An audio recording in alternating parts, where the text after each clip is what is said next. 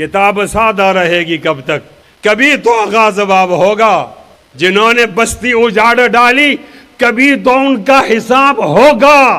सुकूती सहरा में बसने वालों जरा रुतों का मिजाज समझो, अभी तो इतनी घुटन बढ़ेगी कि सांस लेना अजाब होगा।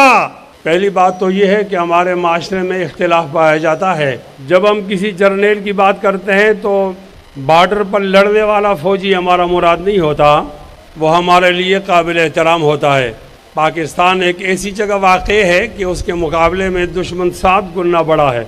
अगर हम पाकिस्तान की हिफाजत नहीं करेंगे तो ये नहीं बच सकेगा। लेकिन जब हम ये बात करते हैं उन लोगों के ख़िलाफ़ जिन्होंने अपना हल्फ उठाया होता है कि हम सियासत नहीं करते और फिर सियासत करते हैं, तो उनको फिर बताना चाहते हैं। हमारे मुक़्तदर लोग आप कहें, इस्टेब्लिशमेंट कहें या सियासी जर्नेल कहें, इन लोगों की ख्वाहिश होती है कि तमाम लोग इन फ़िक़ी इख्तिलाफ़ात के अंदर पड़े रहें और हम हुकूमत करते रहें। मौलाना फजल रहमान साहब का पूरा ऐलान ये है कि ईवान नहीं मैदान और मैदान नहीं पहाड़, इसका बहुत अच्छा मतलब है। और जिन लोगों को हम डराना चाहते हैं कि हमारे मुकाबले में ना आओ, तो वो लोग ईवान नहीं मैदान इससे नहीं डरते, वो इससे डरते हैं कि मैदान नहीं पहाड़ का जब मौका आएगा। हमें अकाबिरी जमीयत ने मना कर दिया है कि आपने बंदूक नहीं उठानी। मना तो उन्होंने किया नजरियाती तौर पर, लेकिन इसका फ़ायदा हुआ आज उन लोगों को जिनके पास बंदूक है, हमारी बंदूक है, मुराद आर्मी है, उनको फ़ायदा हुआ कि ये लोग जब बंदूक को हाथ नहीं लगाएंगे तो ये मोम की नाक है, जैसे हम नतीजा तब्दील करना चाहे तो हम करेंगे, हमसे कोई पूछ नहीं सकता। मैं आज ज़िम्मेदाराना ऐलान करता हूँ कि हमने जो जिहाद छोड़ा था थोड़ी देर के लिए और वोट के ज़रिए हम इस्लामी निज़ाम की बात करते थे, ये आर्जी ऐलान था, मुस्तकिल ऐलान नहीं है।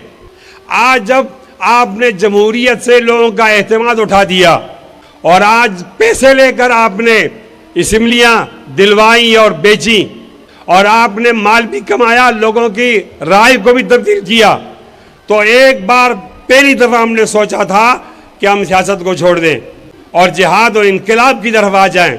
फिर हमें मनाया गया और आज दोबारा हम ये सोच रहे हैं क्यों ना इस मैदान को छोड़ दिया जाए और पहाड़ों में बसेरा किया जाए।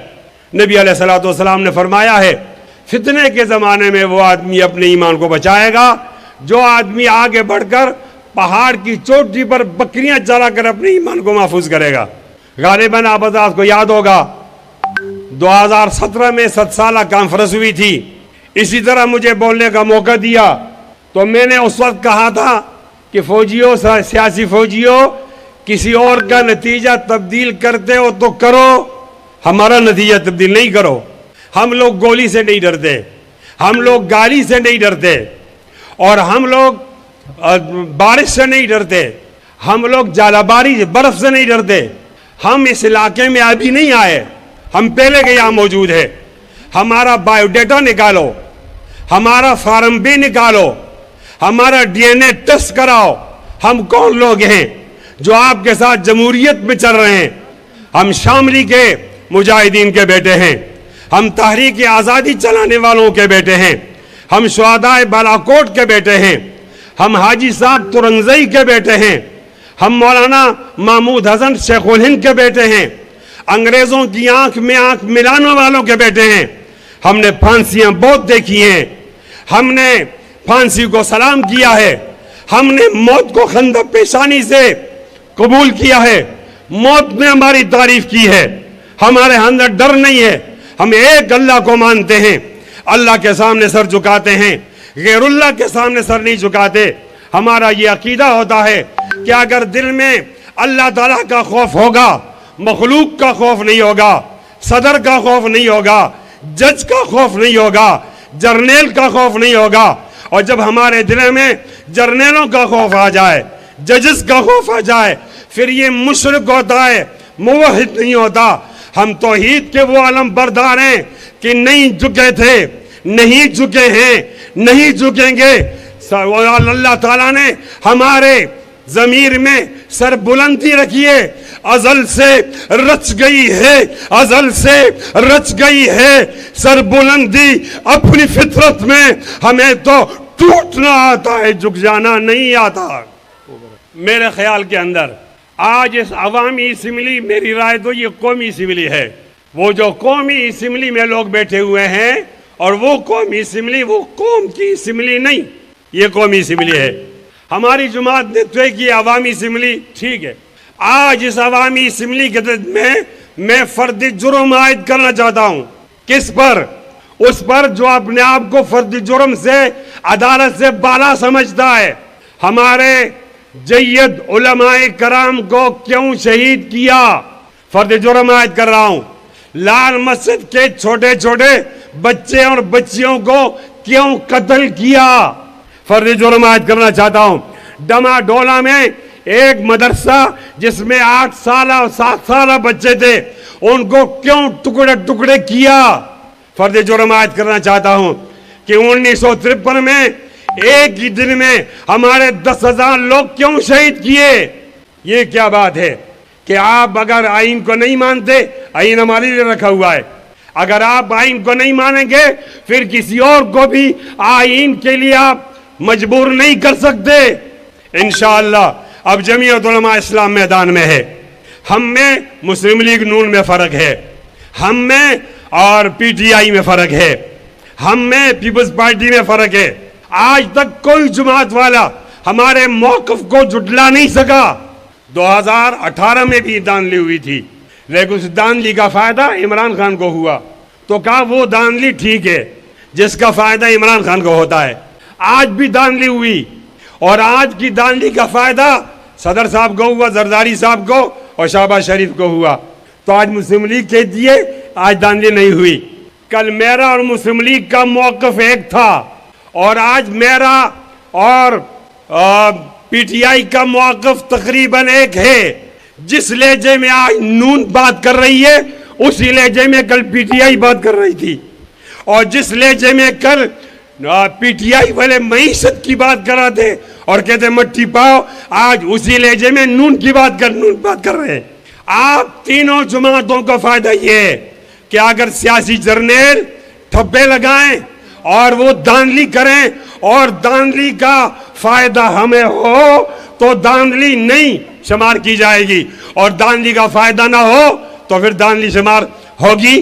ہمارا موقف کل بھی ٹھیک تھا، آج بھی ٹھیک ہے۔ کل ٹھیک تھا، اس کی تائید نون والے پیپلز پارٹی والے کریں گے، آج ٹھیک ہے، اس کی تائید پی ٹی آئی والے کریں گے۔ ہمیں نہیں چاہیے گورنری، ہمیں نہیں چاہیے تمہارے عہدے، ہمیں نہیں چاہیے تمہاری مراعات۔ انشاءاللہ اب ہم نکلے ہیں، اداروں کو دائرے میں رکھیں گے اور عوام کا چوری شدہ مینڈیٹ اس کا پوچھیں گے۔ بولو انشاءاللہ۔ ہمارے اس موقف کے لیے قوم نکلے، اگر قوم کی بات نہیں مانی گئی تو ہمارے پاس پہاڑ جانے کا راستہ موجود ہے، ہم سیاست کو چھوڑ دیں گے۔ پھر آپ کی گلی گلی کوچے کوچے میں لڑائی ہوگی، اس کو آپ برداشت نہیں کر سکتے۔ کیوں ایسا کرتے ہو؟ پرامن لوگوں کو مجبور کرتے ہو۔ میں آپ سے یہ بھی گلہ کرنا چاہتا ہوں کہ 1977 میں ہم نے بھٹو کے خلاف تحریک چلائی۔ مولانا مفتی محمود رحمۃ اللہ علیہ تحریک کے قائد تھے۔ تمام جمہوریتوں میں ایسا ہوتا ہے کہ جب حکومت جاتی ہے اقتدار والوں سے، اختلاف والوں کے پاس آ جاتی ہے۔ جب ہمارا موقع ہے کہ مولانا مفتی محمود وہ وزیر اعظم بن جائیں تو ہمیں نہیں بنایا گیا، نہیں چھوڑا گیا، اور ایک جرنل آیا لیفٹ رائٹ کرتے ہوئے، تو پھر آپ نے وہ پرامن راستہ نہیں چھوڑا۔ ایک اور بات بتانا چاہتا ہوں، 2002 میں قوم نے ہمیں بہت زیادہ ووٹ دیے۔ اس وقت مشرف پاکستان مسلم لیگ کاف کو سپورٹ کر رہا تھا۔ ہمارے خلاف صوبائی اسمبلی میں 10,000 ووٹ ڈالے گئے اور قومی اسمبلی میں 20,000 ووٹ ڈالے گئے۔ ہمارے جن لوگوں کی لیڈ 20 سے کم تھی وہ ہار گئے، پھر بھی ہم جیت گئے۔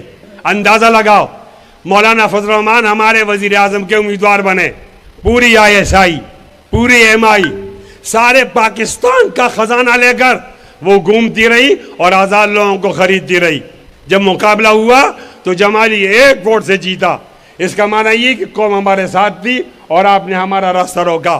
ہم انقلابی روکیں، ہمارا راستہ مت روکو، اس لیے کہ اگر آپ راستہ روکو گے تو یہ نقصیر کا خون ہے، اس کو ناک سے آنے دیجئے۔ اگر آپ ناک سے نہیں آنے دو گے تو یہ اپنا راستہ خود بنائے گا، اور اس راستے کا نام ہے انقلاب۔ مجھے بہت زیادہ فرمائش ہے کہ ساتھی کہتے ہیں کہ وہ جن اشعار میں ان کو سنایا کرتا ہوں وہ ضرور سنا دیے جائیں۔ او میرے ہم نشیں چل کہیں اور چل، اس چمن میں ہمارا گزارا نہیں، بات پھولوں کی ہوتی تو سہ لیتے ہم، اب تو کانٹوں پہ بھی حق ہمارا نہیں، جب بھی اہل چمن کو ضرورت پڑی خون ہم نے دیا، گردنیں بھی کٹیں پھر بھی کہتے ہیں ہم سے یہ اہل چمن، یہ چمن ہے ہمارا تمہارا نہیں۔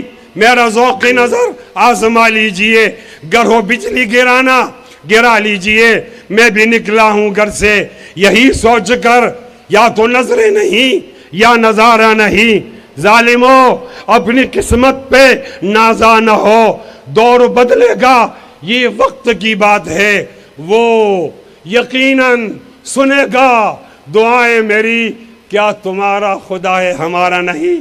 جمعیت علماء اسلام کو مضبوط رکھ کریں، یہی ہے مشورہ، قربان میرا اہل دانش کو، مقام مصطفیٰ سمجھو، نظام مصطفیٰ لاؤ۔